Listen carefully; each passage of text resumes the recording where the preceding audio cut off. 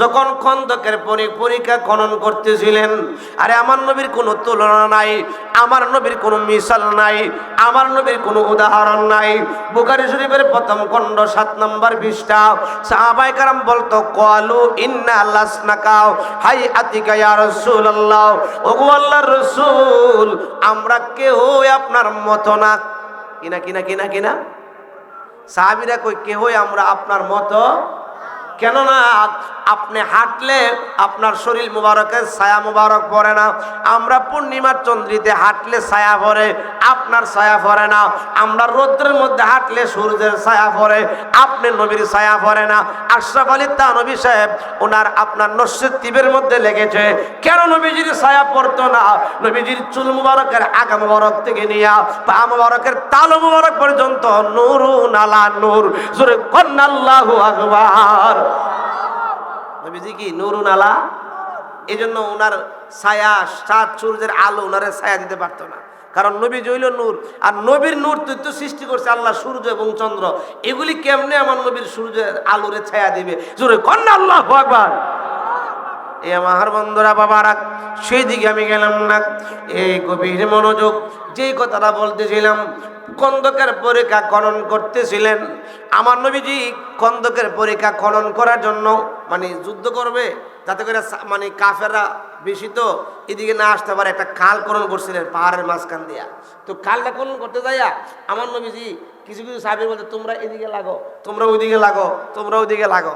আগে যখন এলাকাতে খাল পুকুর খনন করতো তখন কঞ্চা কঞ্চা করতো না, বলে এক দলে হেমদা লাগো, এক দলে হেমদা লাগো, এক দলে হেমদা লাগো, এইভাবে লাগতো। এবার আমার নবীজি খণ্ড খণ্ড করে সাহাবীদেরকে লাগাইলেন। একদল সাহাবী এসে বলতেছে, ইয়া রাসূলুল্লাহ, নবী গো, আমাদের জায়গার মধ্যে এক পরীক্ষার মধ্যে একটা বড় পাথর পড়ছে, আমরা কাটতে পারতেছি না। ইয়া রাসূলুল্লাহ, অনেকগুলা পাথর আমরা কেটে ফেলছি গো নবী, ওই পাথরটা আমরা কাটতে পারতেছি না। জোরে বলেন আল্লাহু আকবার। আমার নবী কই, তোমরা অপেক্ষা করো, আমি নবীজি ওই পাথরটা যায় কাটবো। জোরে বলেন আল্লাহু আকবার। এই যুবক ভাইরা বসছেন, অনেক ভালো লাগতেছে। যুবক ভাই, ইসলামের জন্য সাহাবীরা কত কষ্ট করেছে, আমার নবীজি কত কষ্ট করেছে, একটু শুনেন। আজকে তো বাজান আমাদের খাবারের অভাব নাই, আজকে তো আমাদের জামা কাপড়ের অভাব নাই, সাহাবীরা কত কষ্ট করছে। এবার যখন আপনার পরীক্ষা খনন করতে গেছে, যখন আপনার পরীক্ষা খনন করতে গেছে, তখন আপনার বিশেষ করে কি সারাবাঙ্গার হুজুর ইন্তেকাল করছে, ইন্না লিল্লাহি, এখন ও ইন্না ইলাইহি রাজিউন। সবাই বলুন ইন্না লিল্লাহি ওয়া ইন্না ইলাইহি। সারাবাঙ্গার ফারুক সাহেব হুজুর ইন্তেকাল করছেন, অসুস্থ ছিলেন অনেক।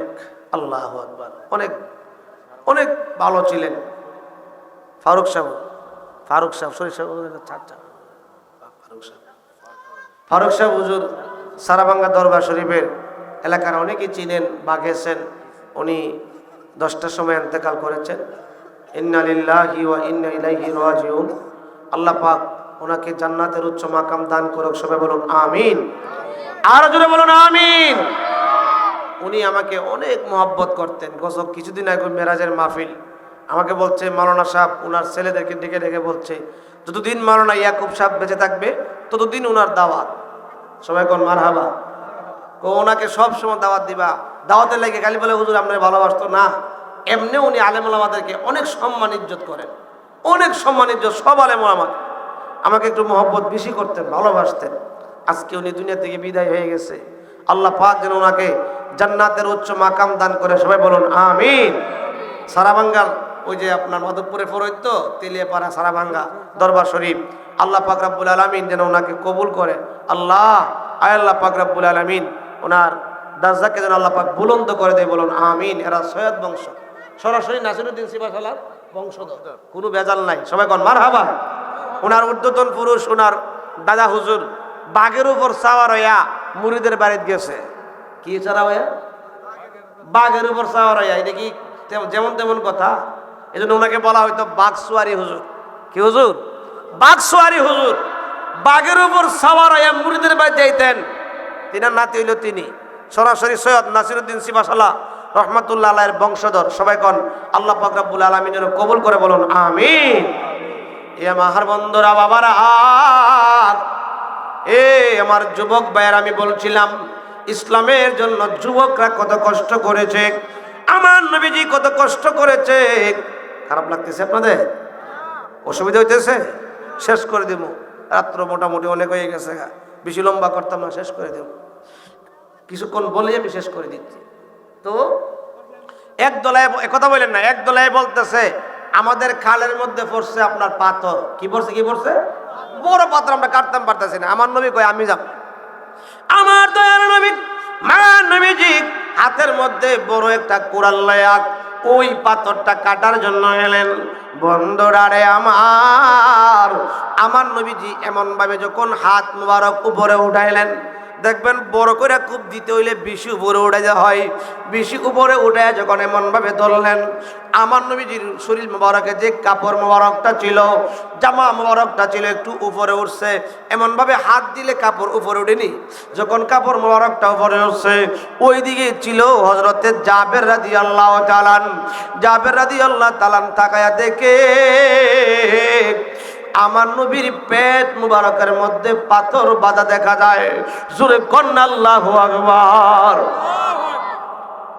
হযরতে জাবের রাদিয়াল্লাহু তাআলা দেখলেন আমার নবীজি একটা কূপ দিলেন, বিসমিল্লাহি আল্লাহু আকবার বলে পাথর কেটে গেল।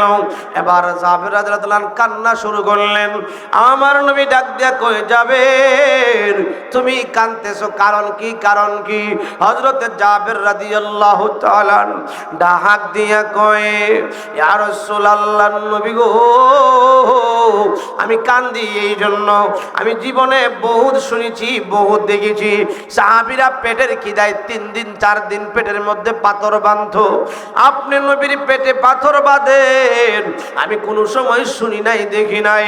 ইয়া রাসূলুল্লাহ, নবী গো, আজকে তো সাহাবীরা দেখলো না, আপনি যখন এমন ভাবে উপরে কূপ উঠাইলেন, আমি দেখলাম আপনার জামা মোবারকটা যখন একটু উপরে উঠলো, আমি দেখতেছি আপনার পেট মোবারকের মধ্যে একটা পাথর বাঁধা। জোরে কন্না আল্লাহু আকবার। হযরত জাবের কাঁদতে কাঁদতে দৌড়ে বাড়িতে চলে গেলেন। বাড়িটা ছিল একেবারে কাছে। যাওয়ার পরে বিবি কই, স্বামী আপনি না খুব পরীক্ষা করণের কাজে আসেন, আসলেন কেন? ডাক দিয়া কই, বিবি রে, জীবনে যে জিনিস দেখি না আজকে সেই জিনিস দেখলাম। বলে তুমি কি দেখেছ? ও বিবি, আমি শুনেছি সাহাবীরা পেটের মধ্যে পাথর বাঁধে, কিন্তু আজকে দেখলাম আমার দয়ার নবী মায়ার নবীর পেট মোবারকের মধ্যে পাথর বাঁধা। না জানি আমার নবী কই দিন ধরে খানা খায় না। বিবি গো, ঘরের মধ্যে কি আছে? স্বামী 3 থেকে 4 কেজি মানে আটা আছে, আর একটা বকরি আছে, 2 থেকে 3 কেজি গোশত হবে। জোরে কন্না আল্লাহু আকবার। 4 কেজি আটা আর 3 কেজি ওজনের একটা বকরি আছে। জোরে কন্না সুবহানাল্লাহ। বিবি, তাহলে তুমি একটা কাজ করো, আমি আল্লাহ রাসূলদের দাওয়াত দিয়ে আসি। দৌড়াইয়া চলে গেছে। নবী গো, নবী গো, আপনার দাওয়াত আমার বাড়িতে কয়েকজন বিশিষ্ট সাহাবী লইয়া যাইবেন। উল্লেখ করেন এই সংখ্যা কয়েকজন, খাউন তো কম। বইলাইছে নবী গো, একটা বকরি 3 কেজি ওজন হইব, আর আটা হইব 3 থেকে 4 কেজি, এর চেয়ে আর বেশি কিছু আমার ঘরে নাই, কয়েকজন লয়ে যাইবেন।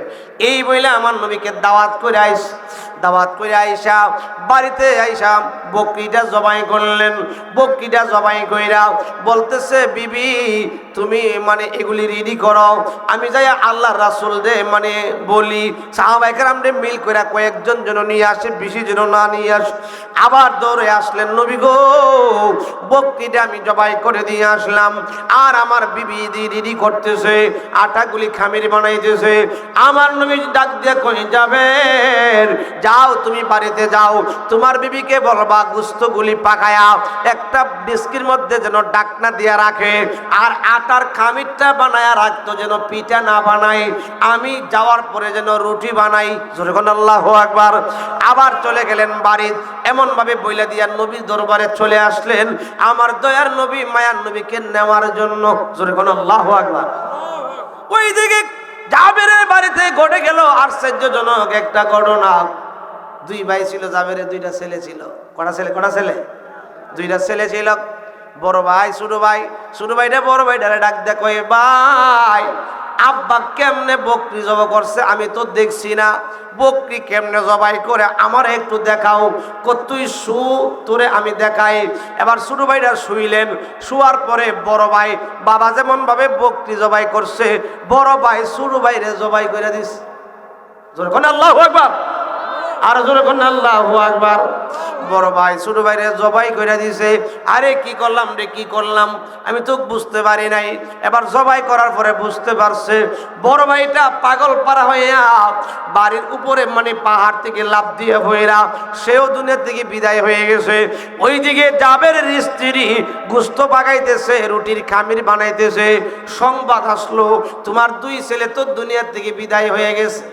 আমরা যদি হইতাম যে হুজুর দাওয়াত করছি ফিরসা হুজুর আইব, দুইটা ছেলে মরে গেছে গা, তখন কি আর ফিরসা হুজুর কেড়াই চিন্তা থাকলো হইলে কাইন্দা কুইন্দা মনে করেন পাগল ফারা দুইটা ছেলে মরে গেছে। জাবেরের স্ত্রী যা সংবাদ নিয়ে আসছিল ডাক দিয়া কই তুমি কে, তুমি জানো না আজকে আমার বাড়িতে রহমাতুল লিল আলামিন আসবে। আমার নবী বলে কয়দিন ধরে খাবার নাই, আমি নবীর জন্য খাবার রেডি করতেছি। আমি গরিবের বাড়িতে জীবনে কোনোদিন নবী আসবে না, আজকে আমার নবী আসবে, আমি নবী দেখব। সন্তান দুইটা চলে গেলে চলে যাক, অসুবিধা নাই। আল্লাহ রাসূল আইসা যদি দেখে খাবার রেডি নাই, আল্লাহ রাসূলের মনে কষ্ট পাবে। আল্লাহ রাসূলের মনে কষ্ট দিলে ঈমান চলে যাবে, ঈমান চলে যাবে। সন্তান চলে গেলে আল্লাহ সন্তান দিতে পারে, রাসূলের মনে কষ্ট দিয়া ঈমান চলে গেলে ঈমান পাওয়া যাবে না। জোরে কন্না আল্লাহু আকবার। কেমন প্রেমটা ছিল, জোরে কন্না সুবহানাল্লাহ। কেমন আকীদাটা ছিল। আমার বন্ধুরা বাবার এবার ওই গোস্তগুলি পাকাইলেন, পাকায়া আপনার রুটিগুলি মানে খামির বানাইলেন, আটাগুলি খামির বানাইলেন। কেমন প্রেম আমার নবীর প্রতি। ও মা বোনেরা, আমার নবীরে কেমন ভালোবাসতে হইব, কারণ আমার নবী তো বলছেন লা ইউমিনু আহাদুকুম হাত্তা আকুনা আহাব্বা ইলাইহি মিন ওয়ালিদিহি ওয়া ওয়ালাদিহি। তোমার ছেলের চাইতে, তোমার মেয়ের চাইতে, তোমার বাবার চাইতে, তোমার মায়ের চাইতে, তামাম দুনিয়ার সবার চাইতে, ওয়ান নাফসি এমনকি তোমার জানের চাইতে বেশি ভালোবাসতে হবে মায়ার নবী, দয়ার নবীকে। জোরে কন্না আল্লাহু আকবার। ছেলের চাইতে, মেয়ের চাইতে, বাবার চাইতে, তামাম দুনিয়ার সবার চাইতে বেশি ভালোবাসতে হবে কারে? জোরে কন্যা কাকে? আমরা বাসতাম পারিনি। আজকে নবীর সামনে আলোচনা হবে, নবীর ওয়াজ মাহফিল হবে, অনেকেই তো আমরা ঘুমাই রয়েছি। ঠিক কিনা বলেন, ঠিক কিনা বলেন? এ আমার বন্ধুরা বাবারা, জাবেরের স্ত্রী কয় সন্তানের চাইতে তো বেশি ভালোবাসতে হইব আমার নবীকে। আমার নবী আসবে বাড়িতে, সন্তান দুইটা মৃত্যু হয়ে গেছে, অসুবিধা নাই, সন্তান আল্লাহ নিয়ে গেছে, আবার আল্লাহ দিতে পারে। ঠিক কিনা বলেন, ঠিক কিনা বলেন? এবার মোটামুটি পাক সাহেবের কাজ এক পর্যায়ে শেষ, মনে বড় খুশি। কিন্তু ওই যে দুইটা সন্তান সেখানে আপনার মৃত্যুর মুখে পড়ে রয়েছে, মরণ হয়ে। যদি আয়েশা আল্লাহ রাসূল দেখে ফেলে, তাহলে যদি আল্লাহ রাসূল তাদেরকে দেখে খানা পিনা না খায়া চলে যায়, তাইলে তো মনের মধ্যে কষ্ট। দুইটা সন্তান রে আইনা ছাটাই দিয়া বললা ঘরের পিছনে রেখে দিস। আল্লাহু আকবার, আর জোরে কোন আল্লাহু আকবার। আমার নবীর প্রতি কেমন প্রেম, নবীর প্রতি কেমন ভালোবাসা, চোখের মধ্যে মুখের মধ্যে কোনো বুঝাই যায় না। দুইটা ছেলে যে মারা যাইল, বরঞ্চ আরো খুশি, বাড়িতে আসবে আল্লাহর রাসূল। জোরে কন্না আল্লাহু আকবার। ইয়া রাসূলুল্লাহ, ইয়া হাবিবাল্লাহ, ইয়া রাসূলুল্লাহ, ইয়া হাবিবাল্লাহ, ইয়া রাসূলুল্লাহ।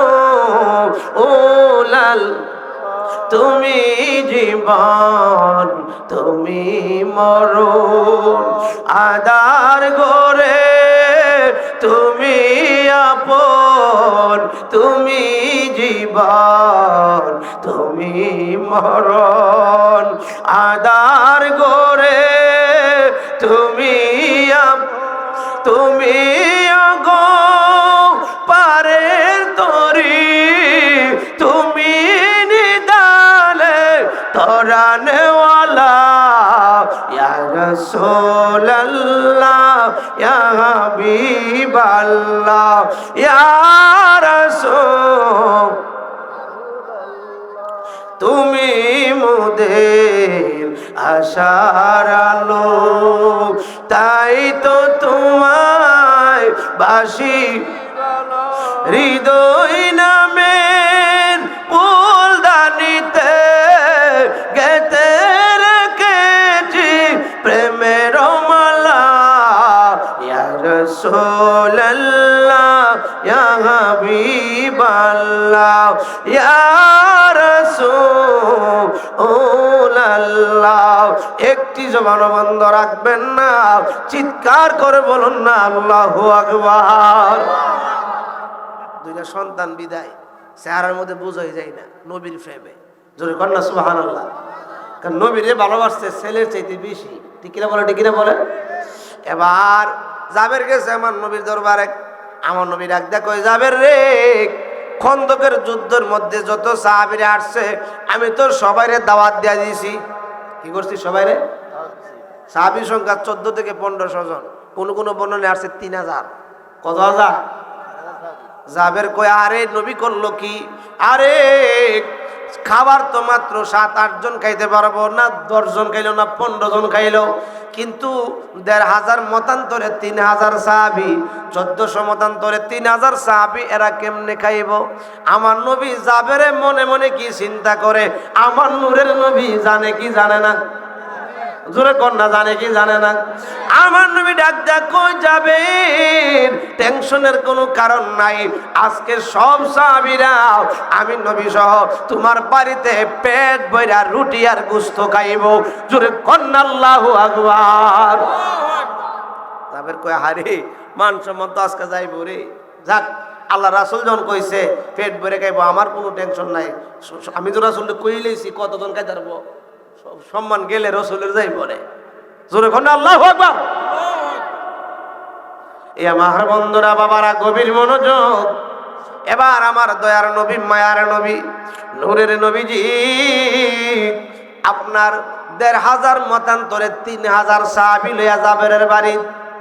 এবার আমার দয়ার নবী, মায়ার নবী সাহাবীদেরকে ঘরের বাইরে রাখলেন, আমার নবী ঘরের মধ্যে ঢুকলেন। জোরে কোন সুবহানাল্লাহ। জাবের কই, নবী গো রেডি। আমার নবী কই, ফিটার খামিরটা কই, আনো। আমার নবী যে আনলেন, দোয়া করে একটু থুতু মোবারক দিলেন। আমার নবীর থুতু মোবারকের দাম আসেনি? মজুরে কোনে আসেনি? আজকে এখনো হাজিরা যখন বদরের প্রান্তরে যায়, যাওয়ার পথে একটা কূপ পরে, বীরে শেফা। কি কি কি কি?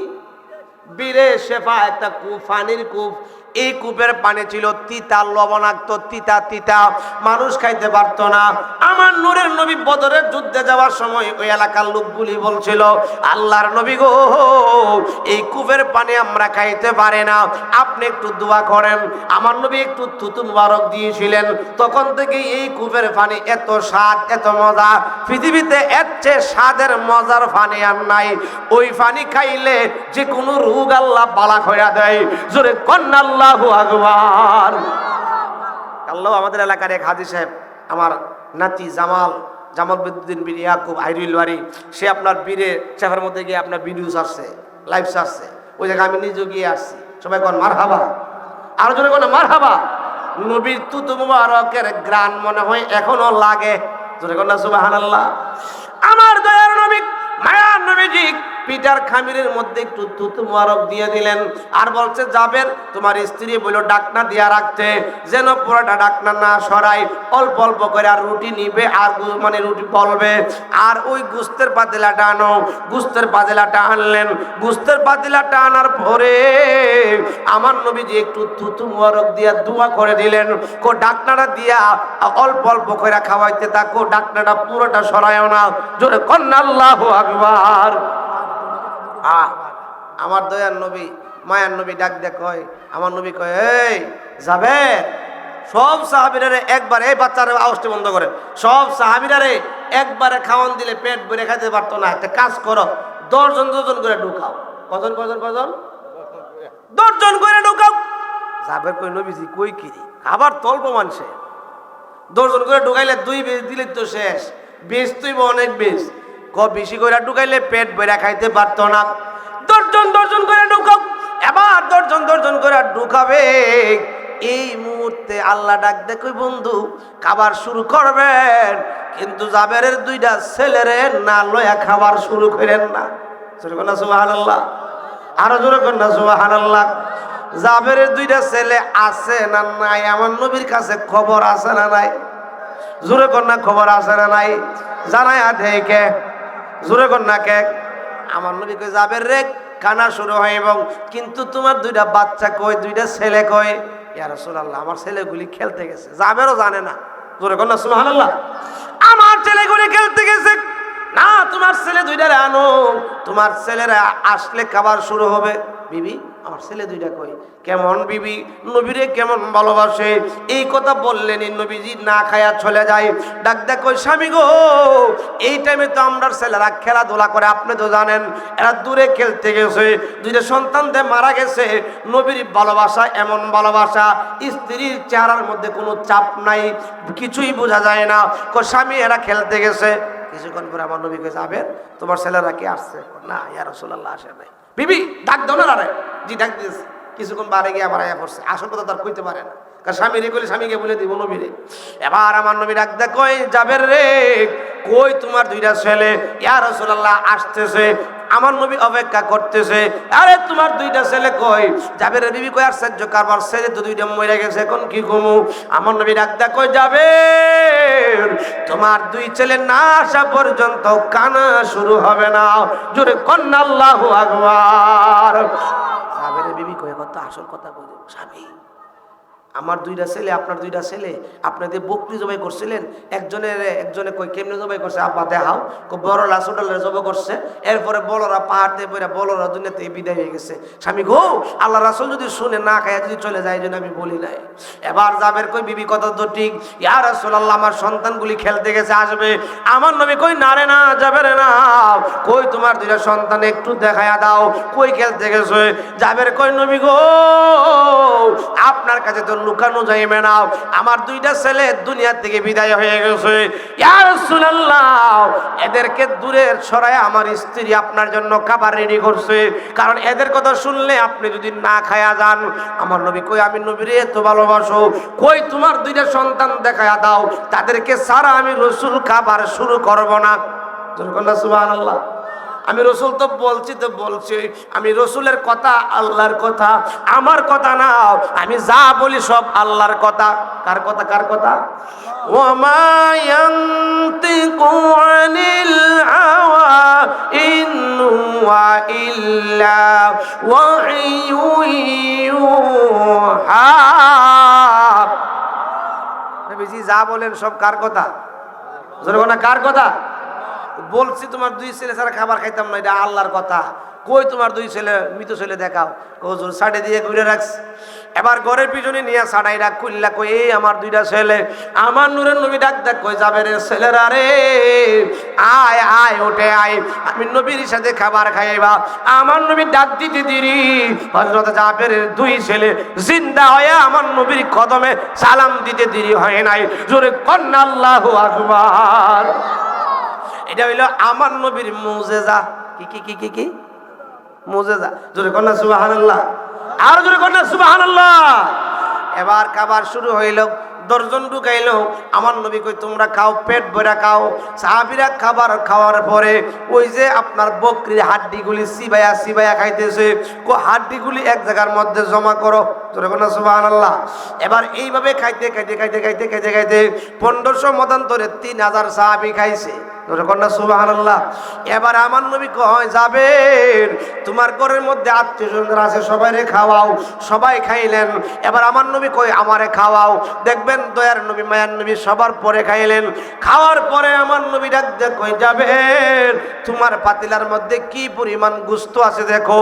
এবার পাতিলার ডাকনাটা সরাইছে, ডাক দিয়া কয় নবী গো কিছুই বুঝলাম না, খাবার শুরু করার সময় যে পরিমাণ গোশত তরকারি ছিল এখনো সেই পরিমাণ আছে, একটুকু কমে নাই।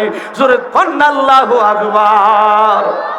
ও এবার পিঠার কামিরটা সরাও, পিঠার কামিরের মানে ডাকনাটা সরাও, কি পরিমাণ কামিরা বাকি আছে।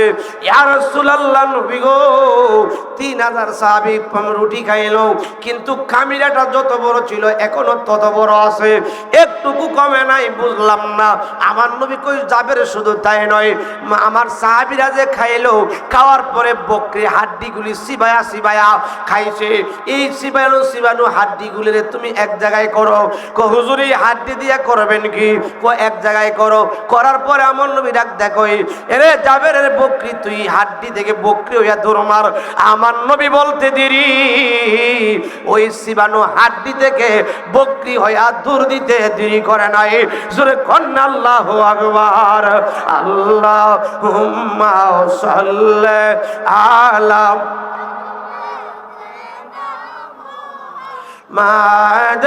মাদনাবিয়ানা মাওলানা মুহাম্মদ।